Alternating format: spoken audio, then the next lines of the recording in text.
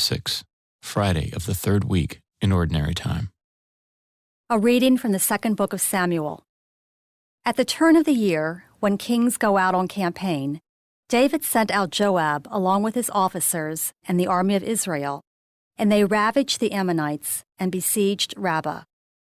David, however, remained in Jerusalem. One evening, David rose from his siesta and strolled about on the roof of the palace. From the roof he saw a woman bathing, who was very beautiful. David had inquiries made about the woman and was told, "She is Bathsheba, daughter of Eliam, and wife of Joab's armor-bearer, Uriah the Hittite." Then David sent messengers and took her. When she came to him, he had relations with her. She then returned to her house. But the woman had conceived and sent the information to David, "I am with child." David therefore sent a message to Joab, "Send me Uriah the Hittite." So Joab sent Uriah to David. When he came, David questioned him about Joab, the soldiers, and how the war was going, and Uriah answered that all was well. David then said to Uriah, "Go down to your house and bathe your feet." Uriah left the palace, and a portion was sent out after him from the king's table. But Uriah slept at the entrance of the royal palace with the other officers of his lord, and did not go down to his own house. David was told that Uriah had not gone home. On the day following, David summoned him, and he ate and drank with David, who made him drunk. But in the evening, Uriah went out to sleep on his bed among his lord's servants, and did not go down to his home. The next morning, David wrote a letter to Joab, which he sent by Uriah. In it he directed, "Place Uriah up front, where the fighting is fierce.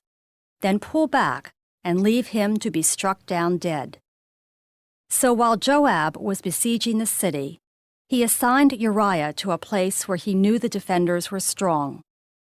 When the men of the city made a sortie against Joab, some officers of David's army fell, and among them Uriah the Hittite died. The word of the Lord. The responsorial psalm. The response is, "Be merciful, O Lord, for we have sinned." Have mercy on me, O God, in your goodness. In the greatness of your compassion, wipe out my offense. Thoroughly wash me from my guilt, and of my sin cleanse me. Be merciful, O Lord, for we have sinned. For I acknowledge my offense, and my sin is before me always. Against you only have I sinned, and done what is evil in your sight. Be merciful, O Lord, for we have sinned. I have done such evil in your sight that you are just in your sentence, blameless when you condemn.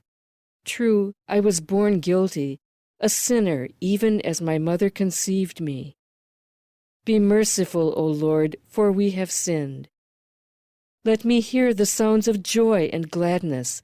The bones you have crushed shall rejoice. Turn away your face from my sins, and blot out all my guilt. Be merciful, O Lord, for we have sinned. A reading from the Holy Gospel according to Mark. Jesus said to the crowds, "This is how it is with the kingdom of God. It is as if a man were to scatter seed on the land, and would sleep and rise night and day, and the seed would sprout and grow, he knows not how. Of its own accord, the land yields fruit, first the blade, then the ear, then the full grain in the ear. And when the grain is ripe, he wields the sickle at once, for the harvest has come." He said, "To what shall we compare the kingdom of God, or what parable can we use for it? It is like a mustard seed that, when it is sown in the ground, is the smallest of all the seeds on the earth. But once it is sown, it springs up and becomes the largest of plants, and puts forth large branches, so that the birds of the sky can dwell in its shade." With many such parables he spoke the word to them as they were able to understand it. Without parables he did not speak to them, but to his own disciples he explained everything in private. The Gospel of the Lord.